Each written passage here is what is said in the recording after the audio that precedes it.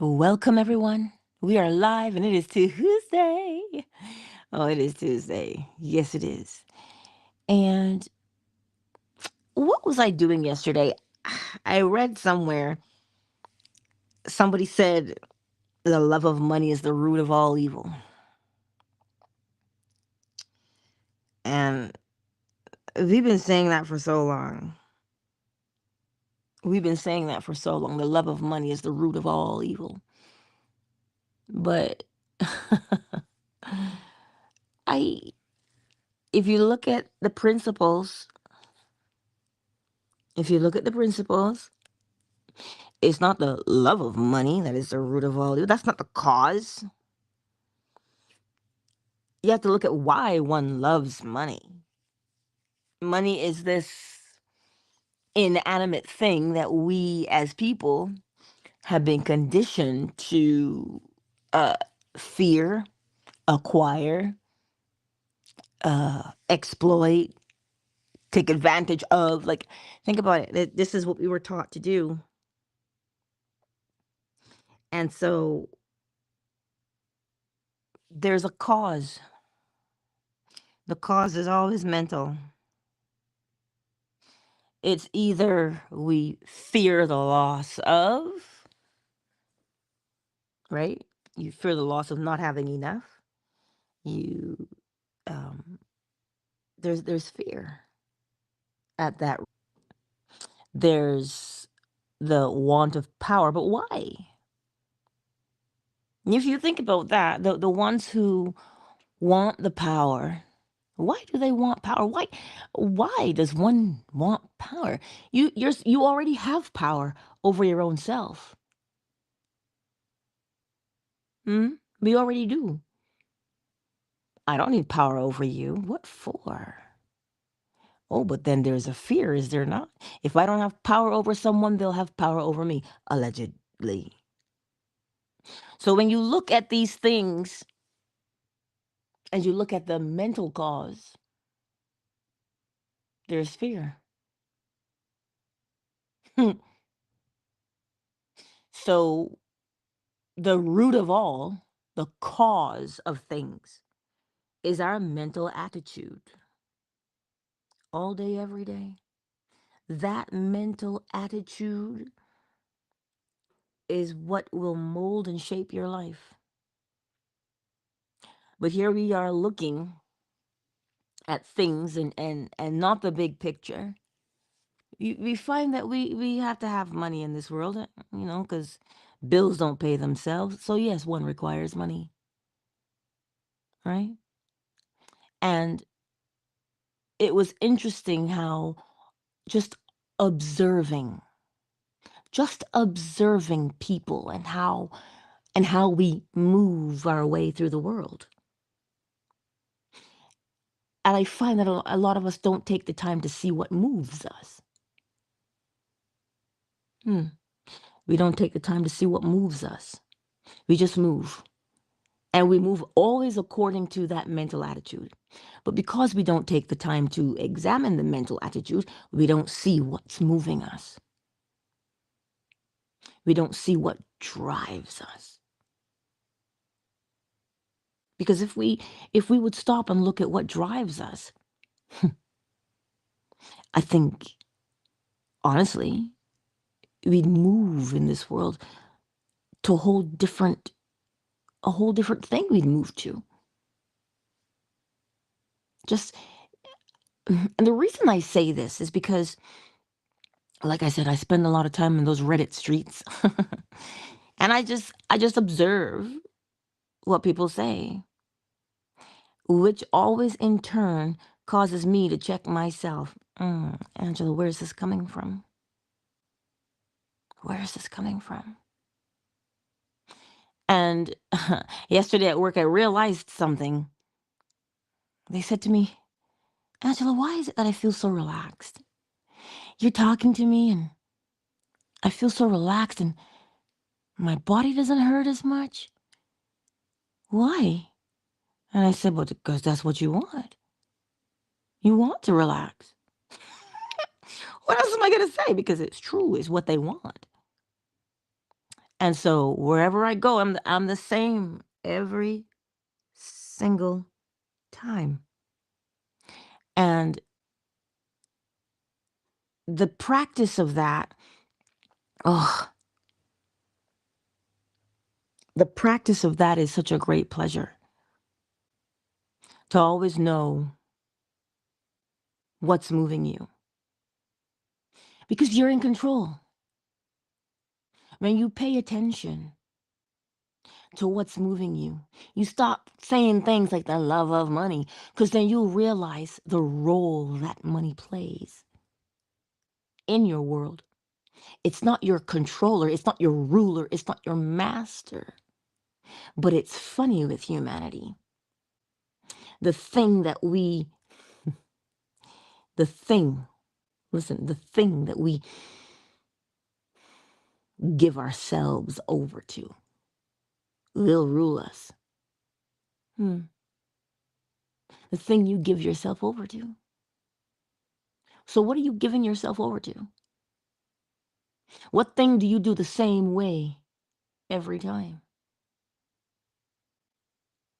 And do you see it?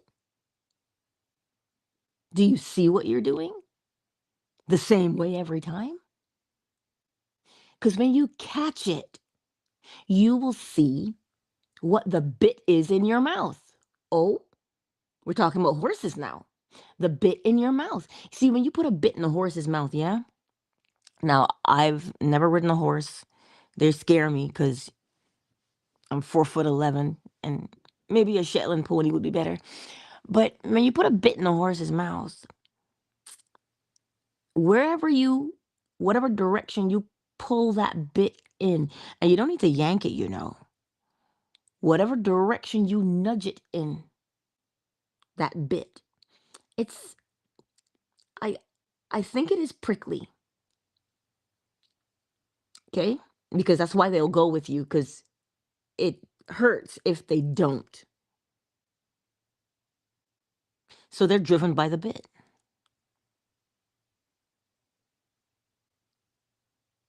right? They're driven by the bit. What is driving you? I spoke with someone the other day, and they were asking me what my pain points were. I said, whew, listen to that question. What are my pain points? Again, asking the question, well, this thing, you want to do something, but you can't quite do it yet.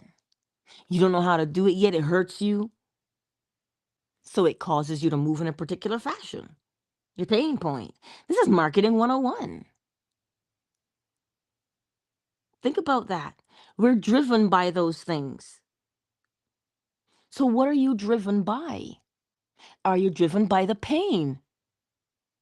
Because then you have to act according to it. Right? Think about it for a moment.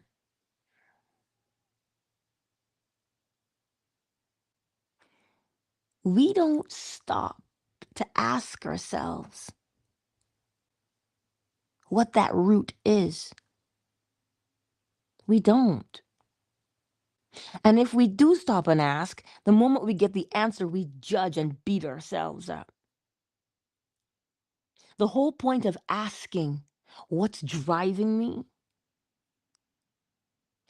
is to comprehend the direction you're going in and to see if that is the direction you want to go in. That's the whole point of asking the question. So when you stop and you ask that question and you see what the root is for you, you already know what fruit you will get. You already know what type of experience you're going to have. You don't know the exact experience, but you know the type, because the type is based upon what's driving you. I know it seems like it's discombobulated and it's all over the place, but no. You take the time to find out what's driving you. And how do you do it? You look at what you're doing. Look at what you're doing. You must always see what you're doing. Look at it. And when you see what you're doing, what particular behavior you have, you will see the mental attitude that gave birth to that thing that you're doing. And then you decide, do I want to continue being this? Because when you look at it, you see, we keep thinking we have to analyze things and figure it out and sort it out. No, you just need to see what you're doing. You have to turn the light on in your life. What are you doing? And when you see what you are doing, you will see the hidden cause, because you don't have to go digging. You don't have to fast and pray. No, you'll see it. There's nothing wrong with fasting and praying. Don't get me wrong. Nothing is wrong with it. As a man thinketh, therefore he is. So if that's what moves you, then do it. But as long as you know why it moves you. Because when you see what moves you, this is what, Jesus, this is what the quote unquote, the AI algorithm does. Every time you watch something, every time you listen to a particular thing, you will get a suggestion based on your previous choices. Okay? And from your choices, when you read the analytics, you will see what is driving you. Well, they tell you all the time, read your analytics to know about the person who comes to your page. Why do they swipe away? Blah, blah, blah. But yet, we don't comprehend that this is what we do on a daily basis. This is why the think tank exists. This is why market research exists. They simply observe you and your behavior. Because when you observe the behavior of someone, their thought process begins to take shape on the page. Why do you think there's so much money in it? Because if I can see the way you think, I can predict how you will behave.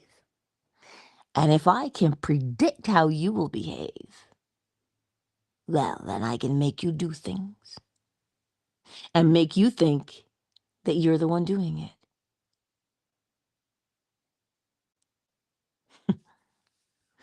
So what is moving you on a daily basis? When you take the time to examine yourself, you see, the algorithm doesn't judge you.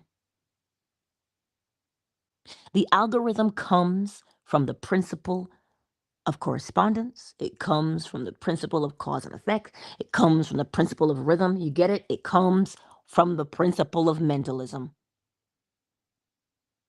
Everybody else is doing it except for the individual, because we're scared to see what we are, or we're too busy to see what we are.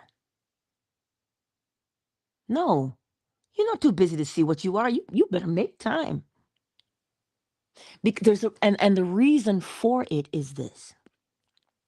When you know the root cause of your behavior is mental, now your life becomes a little simpler, because it's a mental mood. What mood? When you look at the analytics, you can tell the mood your listener is in. Watch a particular title of a video. This is why thumbnails are important, because they have to move you, right? They have to move you. So when you're building that thumbnail, you're thinking about, ooh, what's going to move my listener? Which means you need to know the listener. So every day that I get up and I tell you the same thing in the same way every time, it is to know thyself. Because when you know yourself, you know how you will behave. And if you know how you will behave, you get to ask the question, do I want to behave in such a fashion? And if you say no, well, then how do you change it? You change it the same way you started it. Mental mood, mental attitude.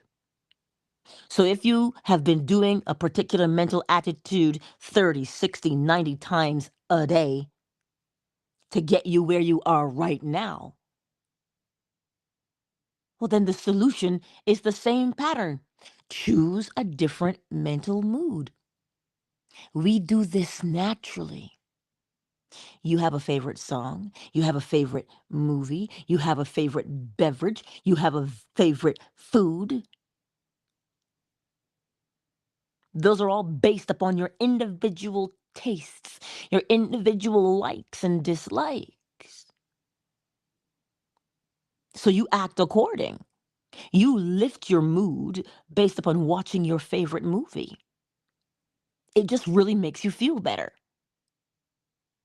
And so we do it, right? So instead of doing it, as Neville Goddard would say, unwittingly, do it deliberately. Deliberately? Yes, do it on purpose. Oh, listen to that phrase. Do it on purpose. On purpose. What's the reason? What's the purpose? Well, do it on that. Change your mental attitude in response to that new purpose. But you see, sometimes us humans, we are impatient. We want it. And when do we want it? No, we want it now. Because allegedly there is only now. Really and truly, there is only now. But we rush and we don't take the time. So the encouragement for us today is, what is the root? Now, if you were an arborist, if you know what an arborist is, they deal with trees. They cut trees, right? Like they prune trees. And I've seen them when they come with their it's like a giant blade, and when they get down to they cut everything and the root is left.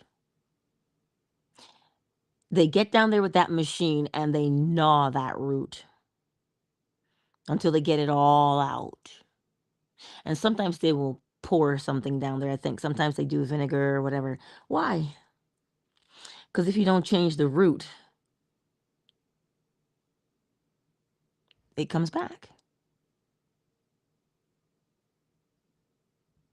You have to change the root. And depending on the age and size of that tree, well, then you've got some work to do on the root. Which means if you've been doing this habit for such a long time, recognize that it's just a habit and you've been doing it the same way every time. The habit doesn't have power over you. The habit is only there as long as you continue to practice it. So who has the power then? You or the habit? And it sure sometimes feels like the habit is ruling you. Oh, it does. It feels like the habit has got you by the hmm. It's like a bit in your mouth and it squeezes and you'll go anywhere that habit tells you to go. But if you can remember, the habit only has the power of time behind it. How long have you been doing this thing? That's all. So if you want to change the old,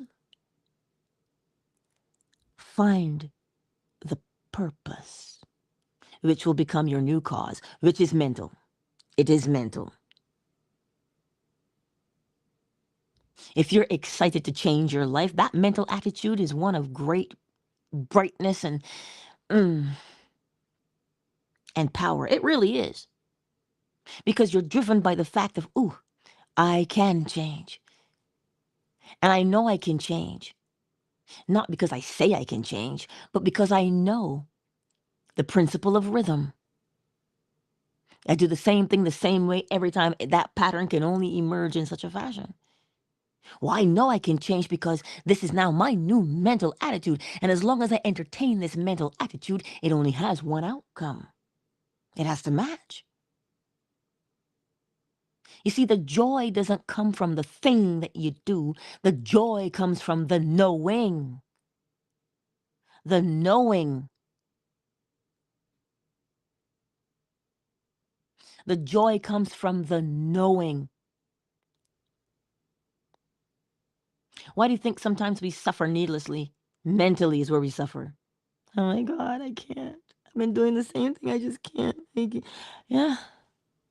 See?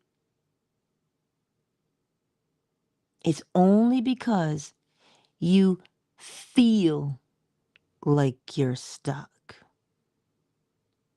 But Angela, I am. No, everything moves. Nothing stands still, so you cannot be stuck. It is either you are doing the same thing the same way every time, which makes you feel like you're stuck, or you're going to do something new. But we're always moving. So if we can get our minds around the fact that you are not prisoner, you're not. You are the master. But you have to have the mental attitude of a master.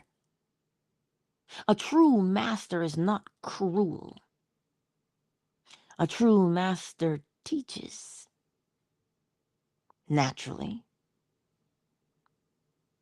Sometimes we get master conflicted with ruler. I don't want to rule you.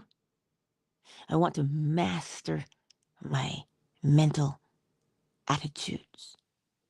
And to master your mental attitude, you practice the art of observation so that when a particular mental attitude shows up, you can say, no, that is not what I want. Or you can say, yes, more of this. And then, depending on how you answer the question, yes or no, then you immerse yourself in the mental mood, thereby practicing how many times you bring up that mental mood. How long can you sustain that mental mood? 30 times a day for 1 minute? 60 times a day for 2 minutes? How long can you do it? And listen, the more you practice it, you'll stop counting and you'll just know when you're in it because you'll be living from it. See, so when Neville Goddard says you live from the end, you live from the state of the wish fulfilled, we think he's talking about something hocus pocus. No. You and I get to master our mental attitudes, our mental moods. But you must see what you are doing. Karate Kid, wax on, wax off. He couldn't see it. He just thought he was cleaning cars. And he got annoyed because he wasn't learning how to fight. Because what he saw was, I'm just washing cars. This is mundane. This is boring. That's all he saw. Until his teacher said, you got a lot of mouth. Fight. I don't know how to fight. Wax on. Wax off. And he stands in awe. Wait a minute. You've been teaching me to fight this whole time? Yeah, but you just couldn't see it. Because what do I mean? Because we go through mental moods every day. Every moment of the day, we change our mental moods. But when I say to you, harness the power of your mental mood, I don't know what that means. Observe what you are doing. Observe your behavior without judgment. Start there. Observe it without judgment. And do you want to carry on doing it or do you want to change? Well, then, what mental mood must you be in? Well, I don't know how to have confidence, Angela. I don't know how to be courageous. Of course you do. Of course you do. I'm telling you, you know how to do it. There is an area of your life where you feel confident about something. Notice the word, you feel confident about it. So if you feel confident about it, you know what confidence feels like. So you start to walk in that mood. And the more you practice walking in the mood of confidence, what happens to you? You become what you rehearse. But you've got to see what you're doing. You've got to comprehend, understand. You got to comprehend it. It has to make sense to you why are you doing that? And we're so quick to say, I don't know. Just take 5 minutes to look at what you're doing. Oh my God, I feel scared. I don't want to be taken advantage of. Oh, now we're getting somewhere. You're beginning to see yourself. Take advantage of? Who's going to take advantage of you? Yeah, but what if they do? Oh, now you begin to see what kind of mental attitude you're having. Yeah, but if I don't do what they want, now you're beginning to see your behavior. And when you start to see your behavior and you recognize it and you say, whoa, wait a minute. I don't want that. Then what do you want? You want to be bold. You want to be able to stand up for yourself. Oh, yeah. My son came to that realization yesterday. He came to the realization that he had to get into a particular mood in order to act. He was so excited, he called me.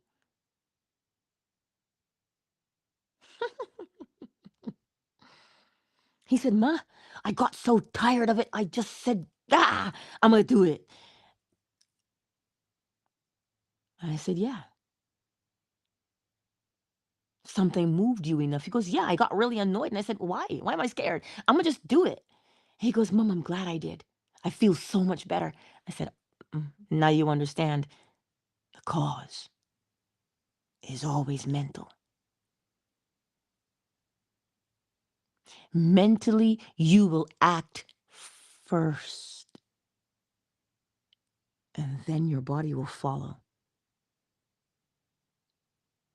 But because we do not know the principle of mentalism, we think we just do.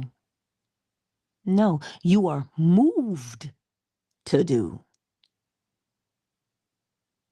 And you are moved mentally. The all is mind. The universe is a mental creation. Don't get it confused with you're always in your head.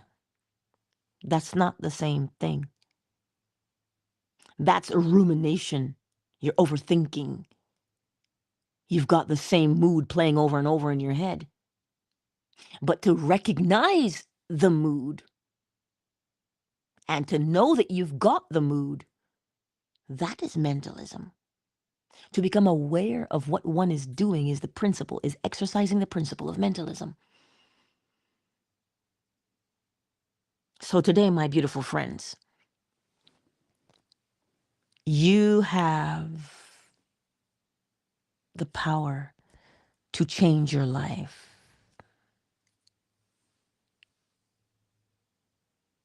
You do. Contrary to popular belief.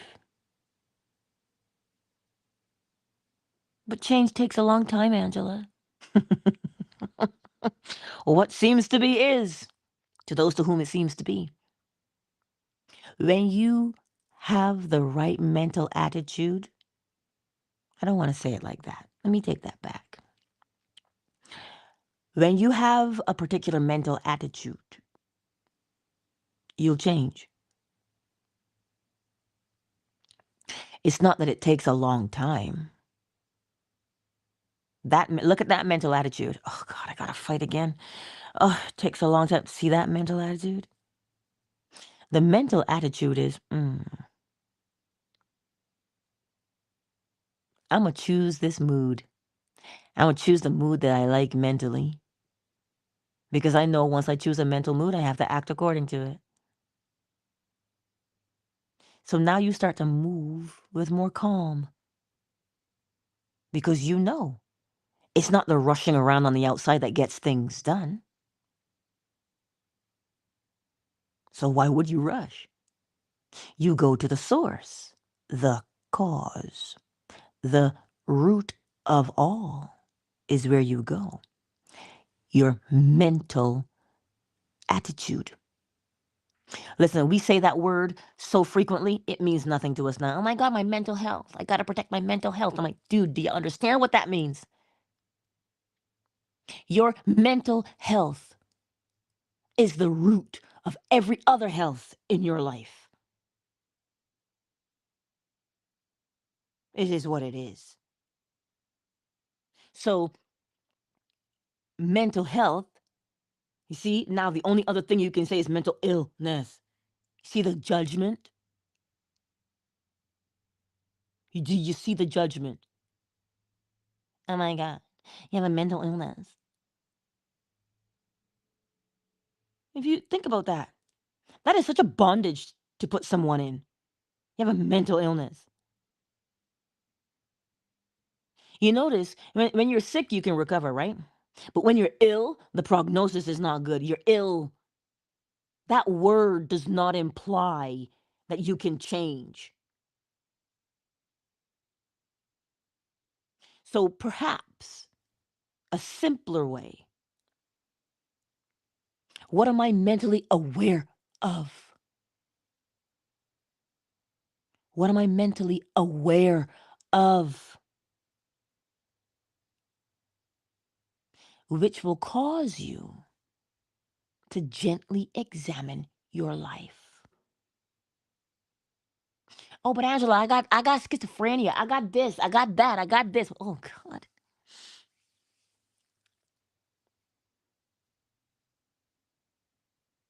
We keep claiming this. You know, sometimes when people say, "Oh, we don't claim them." We don't claim them. Why not? Think about why people say that. You know, somebody's acting a fool, they're a complete jerk, and you're like, "Ooh, we don't claim them. They're not one of us." You want to separate yourself far away from that thing that you don't want to claim. But here we are so quick to claim. I got this, I got that. The doctor said, eh. We're so quick to claim. What are you claiming? Anyway, step one,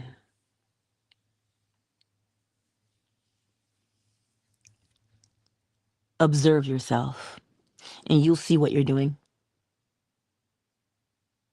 You'll see exactly what you're doing. Oh, but Angela, that's so contrary to Neville Goddard. Okay, let me say it the way Neville Goddard does and tell me if it's different. Neville Goddard asks the questions because he says you can do it in these 3 steps. Know what you want to become. Step 2, begin to experience in imagination what you would be doing in reality if you were the man or the woman you wanted to be. And step 3, immerse yourself in the feeling that it evokes in you.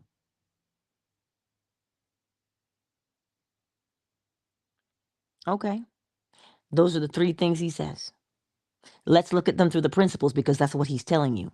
You must be aware of to know what you want to become, you must know what you are. Mentalism, the all is mind. What are you? What is that mental mood? Hmm? Now, step 2, begin to experience in imagination what you would experience in reality if you were the man or the woman you wanted to be. So, in your mind's eye, how would you walk into a room if you had boldness and confidence in your bosom? How would you walk into a room if you were a wealthy person? How would you walk into the room if you were in your ideal relationship? How would you walk into a room if you were living out your career choice? There'd be something you'd be doing that shows you that you have accomplished it. There'd be a behavior you would do. And when you see that behavior and you begin to play it out in your mind's eye, it makes you what? Feel. And the way it makes you feel, the vibration, yes, the way it makes you feel, you want to do it again and do it again and do it again. This is why when Neville says creation is finished and you already have it, you already have the mental attitude of anything you want. Because the mental attitude is what you become. And when you become that thing, you can only have the experiences that matches what you have become. But we think that manifestation is this thing that is so far out of reach. Oh, but how do I do it? How do I manifest today? Dude, you are already manifesting by way of your mental mood.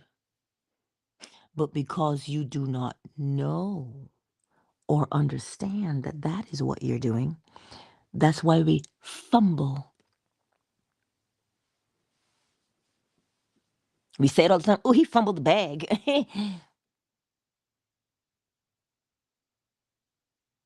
So today, my beautiful friends, start at the beginning. Become aware of your mental attitude. Is your mental attitude one of grief? Is your mental attitude one of longing and loneliness? Pining, brooding? What is your mental attitude? And then you will see why your experiences and why you're dragging yourself through life. Or, based upon your mental attitude, you'll see why you got a pep in your step as you go through life. So, no, I'm not telling you pretend to be happy. One can only hold a facade for so long, right? And then when you forget, you slip right back into what you are. You don't do it that way. Stop lying to yourself. Oh my God, that was Hulk. Stop lying to me. Anyway, from Avengers. But what it is that you're doing is you're catching the mood, that mental attitude that you have. And all you're simply going to do, like we naturally do, is replace the mood. Don't try and force your way through the present one. Understand what it's saying. It's showing you where you habitually are in a place of grief or sadness. And over time, and you prolong that, you harm your breathing physically. You harm your breathing. The longer you entertain grief, you harm your breathing. Why? Because grief affects the lungs. Can't take a deep breath. All this shallow breathing, thereby you're not oxygenating the body, thus you become tired. And then you go to the doctor and you say, I'm so tired. I must have chronic fatigue. No, you have chronic grief. Mm, mm. I sleep all night, but I'm still so tired. Where's the sense of loss that you're entertaining? Anyway, I trust that today made a little bit more sense and you have a little bit more clarity and more boldness to comprehend that, wait a minute, I see my mood. Look at my behavior. Well, let me get a new mood. I got a new attitude. Get a new one. Swap them out, man. And the more you return to that new mood, now you will begin to see your life change on the outside. Because your life changes on the outside based upon what you become mentally. Yes. So let's welcome everyone to the space, shall we? Really, I don't know who this person is, Amar, in my YouTube chat. Child, you lucky I don't block you. How could you truly just come in here and abuse the chat in such a fashion? Hmm? Well, you'll learn some respect today. Straighten up and fly right, or don't come back. But you know, the seed has been planted in your life now. So Amar is in here. Kimmy is here. Um,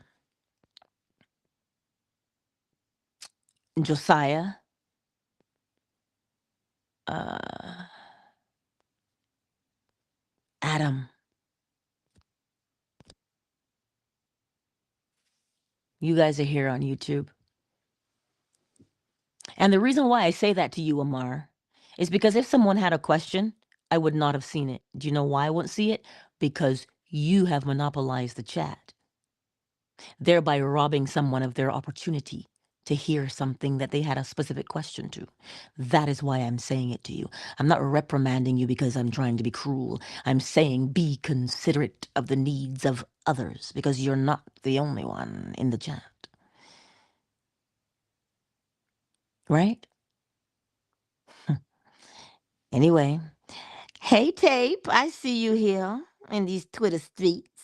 Oh, I see you. Who's here on look, man, I opened my eyes. Who's on fan base? Miss McQueen, Surreal. Hey Casey, hey Ray Ray. I see you. Look, don't let me keep you. I trust that today made sense and that you will practice the application of it. What are you going to practice? Observing your mental mood to see if it is where you want to be. And how do you examine it? Without judgment. What do you mean without judgment, Angela? Don't look at your situation and go, God, I hate it. This is so, why do I keep, I'm so dumb. That's judgment. Just simply observe it and say, oh, I see why I do that. Well, I know how to change that now. See, don't beat yourself up. Don't punish yourself. One does not need punishment to change. Because if I punish you and you change, you gonna come for me. But if I stir you up to change where you see your change is beneficial, now when you change, you're not changing for me. You're changing for the one that matters, and that is you. Let me get the chime.